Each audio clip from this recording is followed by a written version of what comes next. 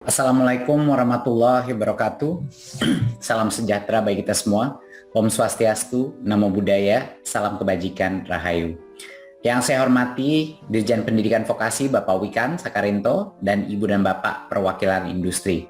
Terima kasih sudah menghadiri acara ini. Ini hari yang senang sekali buat saya. Saya bisa bertemu Bapak Ibu dan juga bisa menerjemahkan dan juga memberikan presentasi mengenai program baru kita. Saya sangat excited mengenai program ini, yaitu suatu matching fund untuk program SMK kita, sehingga partisipasi industri di dalam dunia SMK kita bisa meningkat pesat. Izinkan saya melakukan paparan sekarang. Pak Presiden telah menyebut bahwa industri dan peran industri harus menjadi salah satu pilar utama untuk membangun pendidikan yang jauh lebih relevan. Kita harus membuka diri untuk berubah dan menemukan cara-cara baru, menemukan model kerjasama baru yang saling menguntungkan. Pak Presiden sangat mendukung transformasi pendidikan vokasi di Indonesia dan bermulai dan berawal dari industri untuk pendidikan vokasi. Ini merupakan hal yang sangat penting dan program ini mengarah kepada prioritas Pak Presiden dan orientasi kepada industri yang lebih kuat lagi. Berikut. Saat ini tantangan yang kita hadapi semua di dalam industri mengerti tantangan yang dihadapi.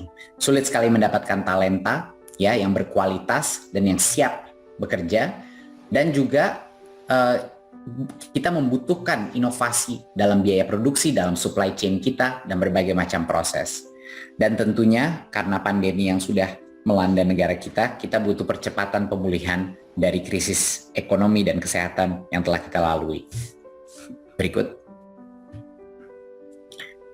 Kami selama tahun kemarin, dari tahun 2020, sudah melaksanakan program namanya SMK Pusat Keunggulan. Dan SMK ini dipersiapkan untuk menjawab tantangan atas pembelajaran yang jauh lebih relevan dengan industri.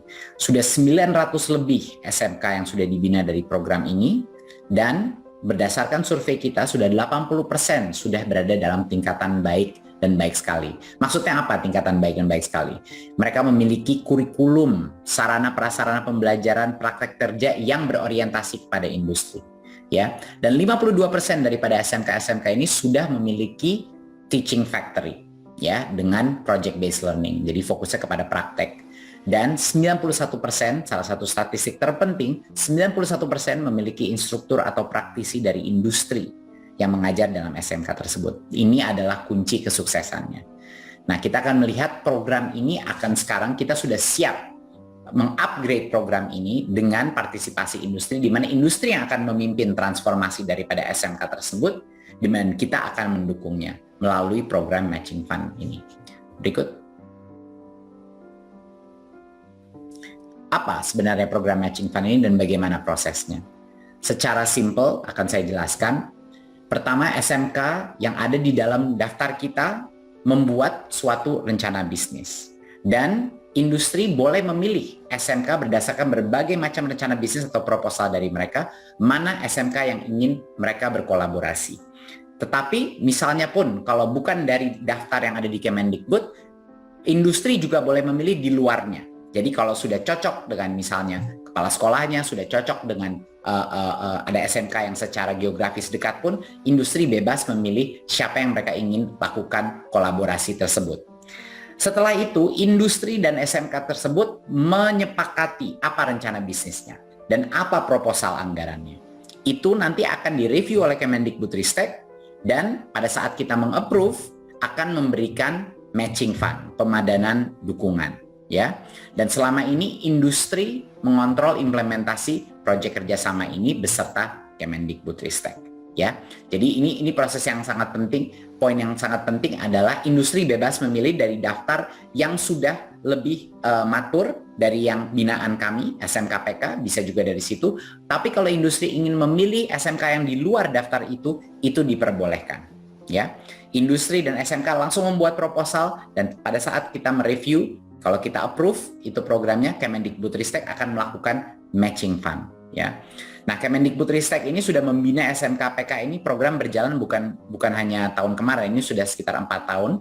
Dan kedepannya kita akan terus membina dia. Jadi program kita yang SMK-PK udah 2 tahun, akan jalan lagi 2 tahun. Dan industri memberikan investasi dalam skema pemadangan dukungan selama 1 tahun. Ya, dan juga ini dapat diperpanjang. Jadi untuk industri, kurun waktunya adalah selama 1 tahun ke depan ini proses transformasinya. Berikut.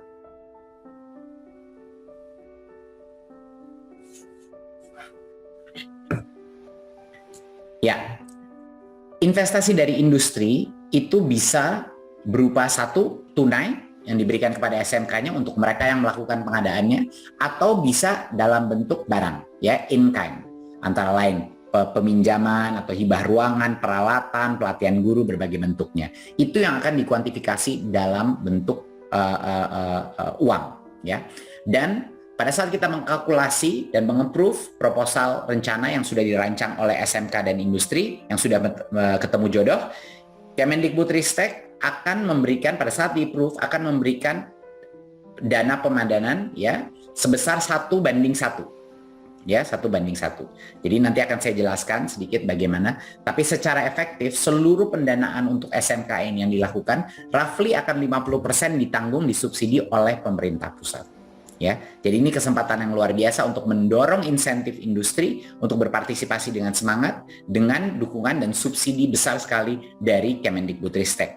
Ya, di luar itu pun Kemendikbud akan terus melakukan jenis-jenis pelatihan kurikulum, upskilling guru yang bersifat lebih general, ya, untuk meningkatkan budaya pembelajaran yang jauh lebih baik. Jadi mungkin Bapak Ibu pernah mendengar konsep sekolah penggerak. Banyak konsep-konsep dari itu kita akan ajarkan kepada kepala sekolah dan guru-guru untuk bagaimana secara umum menjadikan suatu sekolah yang jauh lebih inovatif dan kreatif. Jadi itu akan secara paralel juga, kita tidak akan meninggalkan industri sendiri. Dari sisi pedagogi dan lain-lain, kami pun akan mendampingi SMK yang juga didampingi oleh industri.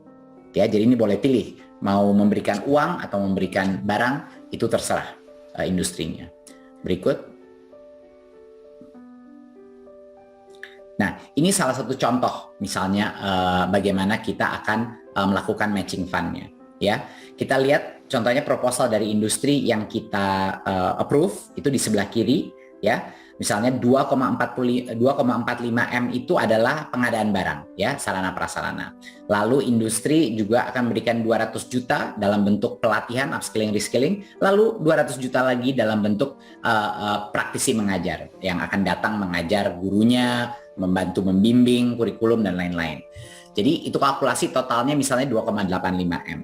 Nah, Kemendikbudristek akan melihat total jumlah itu dan meng-approve total jumlah itu, dan juga akan memasukkan, jadi bukannya 2,85 M total yang akan diberikan kepada SMK-nya, tapi dikurangi biaya yang merah ini, penguatan kurikulum prototipe yang fix, sekitar uang 300 juta. Itu adalah biaya kita melakukan pelatihan, pendampingan, dan lain-lain. Itu akan menjadi bagian dari itu. Dan yang akan kita berikan matchingnya itu yang 2,55 M.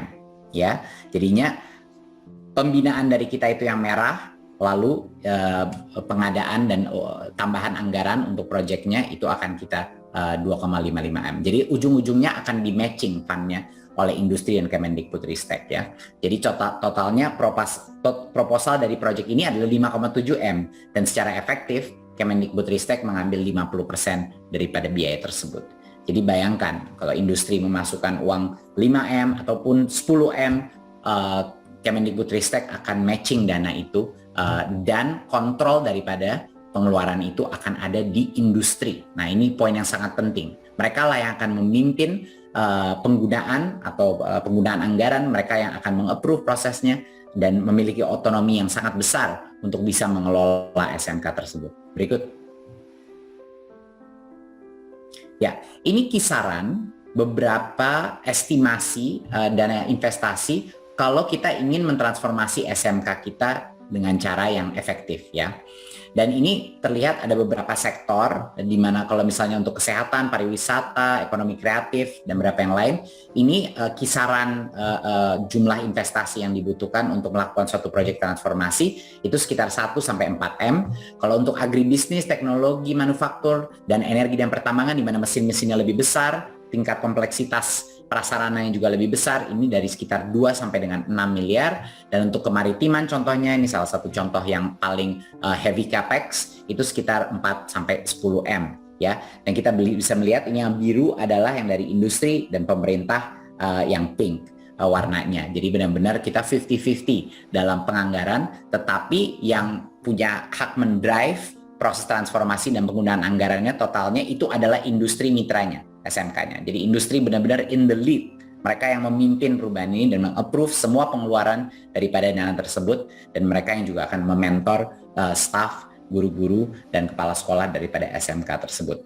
Kita punya minimal investasi untuk hampir semuanya, minimal investasinya 1 M, dikecualikan satu sektor yaitu seni. Untuk seni minimal investasinya adalah 500 juta. Tapi kita membuat ini minimal 1 miliar dari industrinya ya, karena kita juga ingin memastikan bahwa fokus daripada industri tersebut ada minimum fokus, minimum skin in the game untuk bisa benar-benar punya ownership daripada program tersebut. Jadi kita menentukan bahwa minimal yang diberikan oleh industri adalah 1 M untuk hampir semua jenis jurusan, kecuali seni yang 500 juta. Tapi ini adalah hanya kisaran saja. Mungkin satu poin yang sangat penting untuk Bapak Ibu di industri, bahwa Bapak Ibu di industri akan menentukan jumlah investasinya sesuai dengan rencana yang ada. Jadi bisa di atas ini lagi. Terserah, kita nanti akan lihat masing-masing proposal. Kita tidak memberikan maksimum, tapi kita ingin melihat dulu rencananya seperti apa. Jadi kami sengaja punya minimum tapi tidak punya maksimum, karena kami ingin melihat seberapa aspirasional rencana Bapak Ibu dengan SMK-SMK yang ada. Berikut. Ya, jadi daftar yang boleh ikut ini ya adalah SMK yang sudah mengikuti program SMKPK di tahun 2020 dan 2021. Seperti saya bilang tadi, sudah 2 tahun berjalan program ini, dan juga SMK yang baru yang mendaftar program SMKPK di tahun 2002 ya. Jadi setiap SMK yang mendaftar ini akan dikurasi oleh Kemendikbudristek berdasarkan potensi dan kualitas kinerja dari mereka. Jadi kita sudah memberikan menu ini kepada industri. Kita tidak mulai dari nol. Sudah ada beberapa yang sudah kita kurasi. Menurut kita potensi daripada manajemen SMK-nya sudah lebih baik. Kita sudah lama berinteraksi dengan mereka. Kita mengerti potensi dan motivasi daripada masing-masing pemimpin di dalam SMK tersebut. Jadi kita tawarkan dulu menu yang menurut kami punya high probability of success. Tetapi seperti yang saya bilang, ini tidak berarti industri tidak boleh memilih SMK-nya sendiri di luar menu yang kita rekomendasikan. Itu adalah pilihan industri. Berikut. Ada beberapa kriteria minimal dalam program ini ya. Yang pertama adalah untuk kita bisa bilang program ini sukses dan untuk bergabung dari program ini, industri ini harus memastikan dan membuktikan bahwa dia telah merubah kurikulum di dalam SMK tersebut ya. Itu sangat penting bahwa industri telah menyusun ulang ya kurikulumnya dan juga terlibat dalam pendampingan pembelajaran berbasis proyek. Jadinya especially yang practical, yang berbasis proyek, yang berbasis praktek, itu yang kita ingin lihat bahwa kurikulum itu sudah ada bukti bahwa berubah mengikuti standar industri. Kedua, mungkin yang lebih penting lagi adalah kita ingin memastikan bahwa setiap industri mengirim tim praktisi yang bisa melatih guru-guru on-site, mendampingi operasional manajemen SMK, dan juga membantu mengajar atau mementor cara mengajar siswa SMK dengan peralatan, proses praktek, dan lain-lain. Dan total jam penugasan di SMK ini minimal 100 jam per semester. Ya, itu bisa tim 3 orang, bisa 2 orang, tapi yang dikunci adalah 100 jam per semester. Ya, harapan kita adalah setiap minggu ada touch point dengan SMK ini. Orangnya boleh variatif ya, bisa terdistribusi dari beberapa orang yang bergiliran, tetapi kuncinya kita ingin mengunci 100 jam semester untuk berpartisipasi dalam program ini. Kita melihat program-program yang paling sukses di lapangan adalah di mana komitmen dari industrinya seperti itu, level of intensity-nya. Dan tentunya kita tidak program ini harus ada bantuan sarana dan prasarana, harus ada upgrading. Tidak bisa ada matching plan yang fokusnya hanya untuk training saja dan lain-lain. Jadi kita ingin memastikan bahwa bagian daripada hibah tersebut, bagian daripada anggaran yang sudah kita padani itu harus untuk mengupgrade sarana prasarana juga. Tidak bisa hanya seluruh 100% anggaran dilakukan untuk pelatihan saja gitu. Jadi itu salah 3 kondisi kita. Jadi kita nanti di akhir programnya pun ini akan kita evaluasi apakah kurikulumnya sudah berubah. 2, apakah ada praktisi dari industri yang datang minimum 100 jam per semester. Dan 3, apakah ada perubahan signifikan dari sarana dan prasarana dari SMK tersebut. Ini tentunya minimum requirement-nya, di atas ini masih banyak lagi yang bisa dilakukan industri. Berikut. Ini beberapa contoh praktek baik kerjasama. Trakindo melakukan program dengan total anggaran 8,5 M. Mereka melakukan on the job training dan uji kompetensi keahlian, standarisasi pembelajaran berbasis industri, dan proses perekrutmen lulusan yang tersertifikasi. Jadi ini salah satu program yang luar biasa suksesnya. Ini memberikan Trakindo talent pool yang luar biasa, supply talent pool yang sangat konsisten dan reliable di dalam seluruh grup Tiara Marga Trakindo, dan juga sangat menurunkan biaya pelatihan bagi calon pegawai dari perusahaannya. Ini salah satu contoh kasus sukses. Berikut. Kita melihat Astra yang membuat pembangunan SMK konsentrasi. Ini adalah SMK agribisnis, ya, mengeluarkan dana sebesar 27 M, sangat luar biasa, dan pembinaan yang meliputi 4 pilar. Ada pembinaan akademik, karakter, seni budaya, sarana penunjang pendidikan lengkap, ya, dan juga penambahan sarana prasarana ruangan. Dan Astra Internasional ini memberikan nilai tambah pada ekonomi lokal di kawasan industri, di mana banyak sekali pilar-pilar bisnis mereka ada di lingkungan tersebut. Mereka karena itu bisa memperoleh local community acceptance yang sangat positif dan memperkuat branding dan marketing perusahaan mereka. Mereka membantu daerahnya sehingga pegawai-pegawai dari daerah situ pun senang bekerja di dalam perusahaan-perusahaannya, dan ini merupakan salah satu contoh sukses di mana SMK itu benefitnya berpartisipasi itu berlipat ganda kepada industrinya sendiri. Berikut.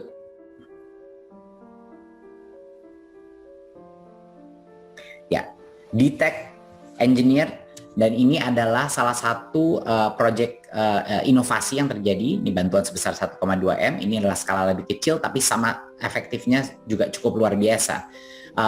Berarti mereka melakukan investasi di mesin-mesin agar teaching factory di SMKN 2 Salatiga ini bisa melakukan proses manufaktur yang sangat efektif. Jadi apa yang didapatkan di Tech Engineering untuk ini? CNC, mesin-mesin CNC itu yang ada di SMK digunakan untuk memperkuat lini produksinya di Tech Engineering. Jadi di Tech Engineering itu men-outsource bagian daripada lini produksi ke SMK. Jadi udah bagian dari supply chain-nya dia.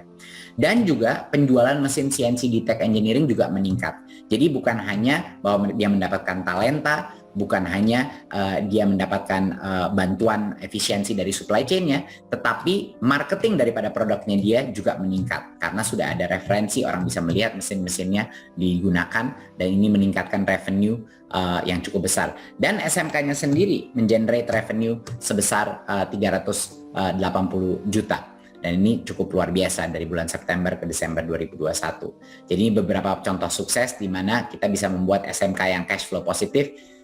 Observasi kami adalah SMK terbaik itu banyak sekali yang cash flow positif yang sudah mengenerate, karena mereka benar-benar punya teaching factory yang bisa menciptakan kesinambungan dari sisi finansial karena produk atau jasa yang mereka lakukan itu baik gitu. Jadi itu salah satu indikator yang sangat sehat untuk SMK sampai sudah menjadi cash flow positif.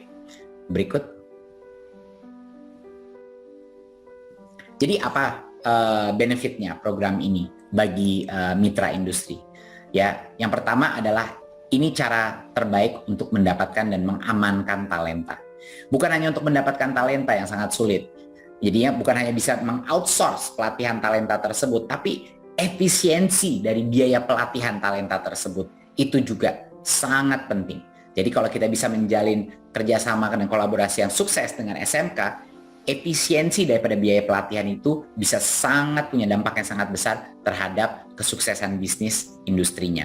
Ya, ketiga adalah SMK bisa menjadi bagian daripada supply chain Anda. SMK ini bisa menjadi sebagian dari supply chain Anda. SMK terbaik kita sudah menjadi bagian daripada industri tersebut, di mana dia memproduksi baik itu barang atau jasa, dan karena itu dia bisa mendukung supply chain-nya industri. Ketiga adalah untuk tentunya memperkuat branding dan citra perusahaan yang begitu penting, apalagi dalam komunitas lokal di mana industri itu berada. Kelima adalah ini memperoleh tax incentive. Jadi seluruh anggaran yang dikeluarkan sini bisa mendapatkan tax deduction berdasarkan peraturan Kemenq. Dan jangan lupa, advantage terakhir adalah bahwa 50% daripada project cost yang kita approve, yang datang dari industri dan SMK, yang datang ke kita, 50% dari project cost-nya itu akan ditanggung oleh pemerintah. Jadi bayangkan, jadi kita bisa, industri itu bisa mengoutsource pelatihan dan juga training dengan cara yang sangat efisien, tapi juga disubsidi oleh pemerintah untuk melakukan program ini. Jadi mau taruh 5M, kita akan taruh 5M. Taruh 10M, kita taruh 10M. Jadi ini adalah program yang cukup breakthrough ya, karena kita merasa bahwa di dalam SMK, terutama program SMK Pusat Keunggulan, kita nggak mau nanggung-nanggung. Kita benar-benar dalam upaya untuk mendorong transformasi SMK, kita ingin memastikan bahwa industri itu benar-benar nakodanya. Ya, dari sisi kurikulum, dari sisi praktisi, dari sisi teaching factory requirements dan lain-lain, sarana prasarana, itu semuanya kita ingin nakodanya itu benar-benar industri. Jadi inilah effort kita untuk mempush filsafat tersebut yang sudah diarahkan oleh Pak Presiden. Berikut.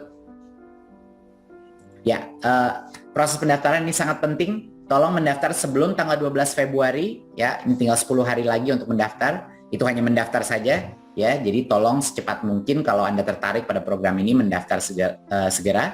Dan proses berikutnya adalah proses review yang akan dilakukan 3 gelombang. Lalu kita akan ada proses assessment, ya, di akhir bulan ini sampai dengan akhir bulan Februari. Lalu kita akan kick off ini akhir bulan Februari, ya, mulai kolaborasi dan berinvestasi. Jadi ini kira-kira lini masanya. Berikut.